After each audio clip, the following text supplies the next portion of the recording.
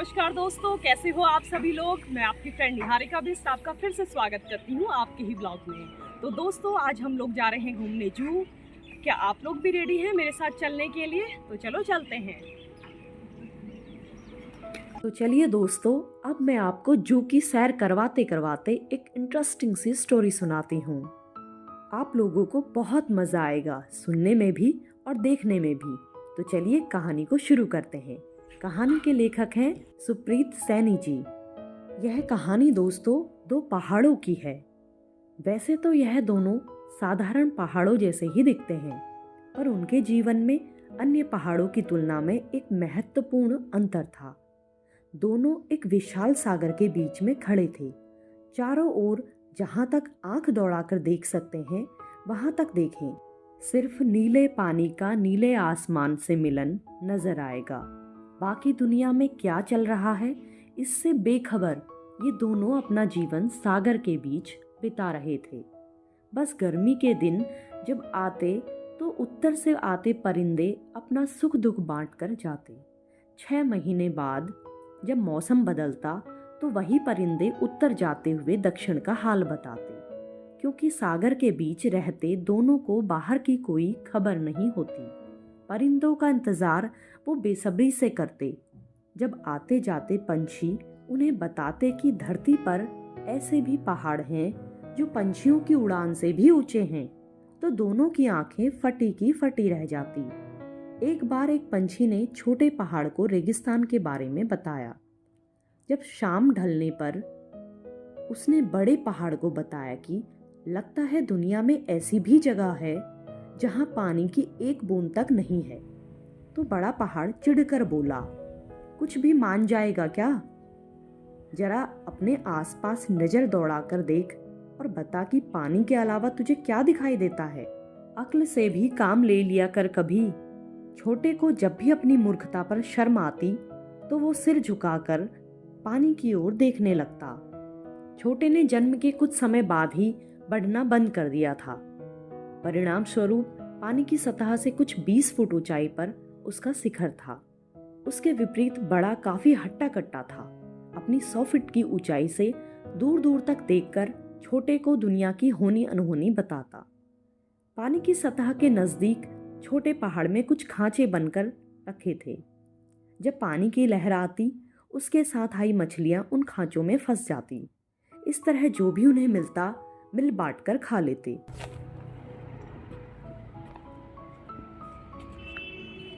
Friends, ज़्यादा कुछ तो है नहीं वैसे इस जू में दिखाने के लिए, लेकिन आपको जंगल दिखा देती हूँ और थोड़े से पहाड़ दिखा देती हूँ। तो चलो मुझे फॉलो करते हैं। बड़ा पहाड़ थोड़ा भाग्यशाली था। मछलियों को खाने के साथ साथ उस पर कुछ फलों के पेड़ लग गए थे। पेड़ साल भर फलों से लदे रहते और फल भी ऐसे कि सब आते जाते पंछी कहते कि ऐसे फल उन्होंने पृथ्वी पर कहीं नहीं खाए हैं। जब छोटा इस टिप्पणी पर अपना शक व्यक्त करता तो झुंझलाए हुए बड़े से डांट खाता। खैर, ये नोक-झोंक और लड़ाई तो सिर्फ सतह पर थी। दोस्तों, चल रहे हो ना मेरे साथ साथ? फॉलो करते रहिए। देखो हम क्या क्या देख पाते हैं आज। दोनों प्यार से हजारों सालों से अपनी छोटी सी दुनिया में खुश थे। फिर एक दिन ऐसा कुछ हुआ जो पहले कभी नहीं हुआ था। रात के अंधेरे में पानी की सतह पर चमकता, टिमटिमाता, रोशनी से जगमगाता दानव दोनों पहाड़ों को नजर आया। पानी पर चलते इस दानव का निचला हिस्सा भूरे रंग का था और ऊपर की ओर उस पर कुछ सफेद रंग का लहरा रहा था। पहाड़ों की जिज्ञासा बढ़ी। अपने अस्तित्व में उन्होंने ऐसा कुछ पहले कभी नहीं देखा था। इधर उधर पंछियों से पूछने पर पता चला कि दानव का नाम नाव है, जो पृथ्वी पर रहने वाले एक जानवर ने पानी पर घूमने के लिए बनाई है। मछलियों ने तो पानी पर घूमने के लिए ऐसा कुछ कभी नहीं बनाया, तो इस मूर्ख को ये बनाने की क्या जरूरत थी? छोटे ने खबर लाए पंछी से पूछा। सवाल सुन बड़ा झिंझना उठा और माथे पर हाथ पीटते हुए बोला, तुम अपनी बेवकूफी का प्रमाण इतने सार्वजनिक तरीके से मत दिया करो। मछलियां पानी में तैर सकती हैं, कहीं भी जा सकती हैं, उन्हें इस नाव की क्या जरूरत है भला? छोटे ने शर्म से आंखें पानी की ओर की। पंछियों से ये भी पता चला कि ये जानवर काफी चालाक मालूम होता है। इसने धरती पर धीरे धीरे अपना कब्जा बना लिया है। प्रकृति का अद्भुत असीम सौंदर्य जो मैं देख पा रही हूँ, क्या आप लोग भी देख पा रहे हो? क्या महसूस कर पा रहे हो इसकी सुंदरता को? दोस्तों, पहाड़ों की सुंदरता अपने आप में ही एक अलग ही छवि रखती है ना? और कई जगह तो मीलों तक इसकी रजामंदी के बिना प्रवेश भी नहीं कर सकता। उसकी लालच की भूख अब उसे जमीन से पानी की ओर ले आई है। छोटे और बड़े ने एक दूसरे की ओर चिंता से देखा। अपने अस्तित्व में उन्होंने तूफान, बिजली, नाराज समुद्र आदि देख रखे थे, पर यह नई मुसीबत का रूप कुछ अलग था। फ्रेंड्स, यहाँ पर एक मोंटी बंदर है, तो चलो मैं आपको दिखाती हूँ। ये है फ्रेंड्स मोंटी। Hello Monty. हाँ जी, लो, हाथ से लो। हाँ, अरे वाह, ले लिया मोंटी ने भाई। खा के बताइए मोंटी, कैसे लग रहा है तुझे? अरे वाह, इसको तो आता है खाना। यार, इसके बाल आगे को आ रहे हैं यार, ये बालों की है। मोंटी, कैसे लगा? अच्छा लगा? लो तो फिर एक और लो। फ्रेंड्स, ये देख पा रहे हो पक्षी को? शायद मे बी ये आउल हो, बट मुझे समझ नहीं आ रहा। आप कमेंट करके बताइएगा, क्या ये उल्लू ही है या कोई और पक्षी है?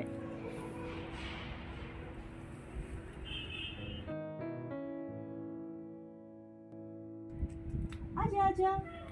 अरे वाह, आज आज ले ले जल्दी आ। मुझे नहीं आ रहा, ले तो खा ले। आज आजा। हाँ, आजा शाबाश। आओ, आजो आजो आजो। अरे वाह, हेलो हेलो। जैसे जैसे समय बीतता गया, नाव के दर्शन बढ़ते गए। शुरू शुरू में 50 से 100 साल में एक आध नाव नजर आती, पर उसके बाद तो जैसे उनका तांता ही लग गया। वह कभी भूरे रंग की होती, कभी काले रंग की, कभी छोटी होती तो कभी बड़ी, कभी दिन के उजाले में आती, कभी रात के अंधेरे में, कभी उत्तर से तो कभी दक्षिण। देखते ही देखते कुछ हफ्तों में उनकी नज़र से नाव गुजरती गई। दोनों अक्सर बातें करते कि काश हम भी नाव की तरह पानी की सतह पर घूम सकते। पर धीरे धीरे सागर का मौसम बदला, और इस बदलाव को सबसे पहले पंछियों ने महसूस किया। उन्होंने बताया कि कभी कभी नाव के नज़दीक उड़ते उड़ते उन्हें नाव से फेंकी गई कोई चीज़ पेट पर आकर लगती है, जिससे मौत निश्चित है।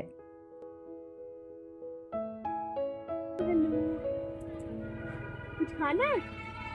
घुघुती खाओगे? घुघुती? चल घुघुती खिला।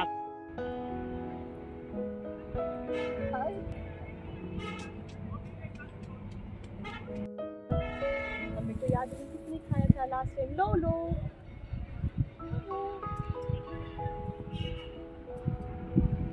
ये पूरा मुंह ही दिखा रहे। अरे रुक जा, उसने नहीं खाया भाई, गलत बात है। अरे रुक, अभी मैं तेरे को खिलाऊंगी बच्चा, तेरे को भी खिलाऊंगी। तुझे खाना है छोटू मल, ले इधर से आ। अरे नहीं भाई, अब नहीं, देख गलत बात है, इसको खाने दे। लो, जिसके भी हाथ आए। चल चल चल, भाग के भाग। अरे आ गया आ गया आ गया आ गया आ गया। चल, अभी तूने खाया ना, चल तो ठीक है, अब जा अपने बच्चा खाने दे, उसको खाने दे। फ्रेंड्स, ये देख रहे हो छोटा सा पौधा, ये है हमारे यहाँ का बिच्छू, यानी कि बिच्छू घास, है ना? और गढ़वाल में इसको बोलते हैं कंडारी। पता है क्या होता है दोस्तों? इस पौधे को हाथ लगाने से ना इसमें बहुत खुजली मचती है और बहुत जलन सी होती है। इसको बचपन में ना बच्चों को इससे डराया जाता था, इसको लगाया जाता था। और पता है इससे लगाने से क्या होता है ना, बहुत दर्द होता है, खुजली होती है, जलन होता है। तो बच्चों को ना डराने के लिए, जब अगर बच्चे शैतानी करते थे तो ऐसे लगाया जाता था। शायद बचपन में मुझे भी लगा हो। फ्रेंड्स, ये उत्तराखंड में इस पशु को काकड़ नाम से जाना जाता है। तो काकड़ होता क्या एक्चुअली मेरे को भी नहीं पता था, बट अभी देखने को मिल रहा है। कितने प्यारे लग रहे हैं ना छोटे छोटे से बच्चे। देखो फ्रेंड्स, ये कितना प्यारा लग रहा है, क्यूट सा। दोस्तों ये है सांभर। नहीं नहीं, आप जो समझ रही हो वो नहीं, साउथ इंडियन डिश नहीं, ये एक पशु है जिसका नाम सांभर है। इस नाव ने शांत सागर में भी अपना प्रभाव जाहिर किया। अक्सर राह गुजरती नाव से एक पत्थर सा गोला निकलता और जहां गिरता वहां जोरदार धमाका कर सब तहस नहस कर देता। जाने वो गोला क्या चीज थी, पर पंछियों ने बताया कि गोले का प्रभाव जमीन पर पानी से कहीं दर्दनाक था। पंछियों की बातें अक्सर पहाड़ों को अविश्वसनीय लगती।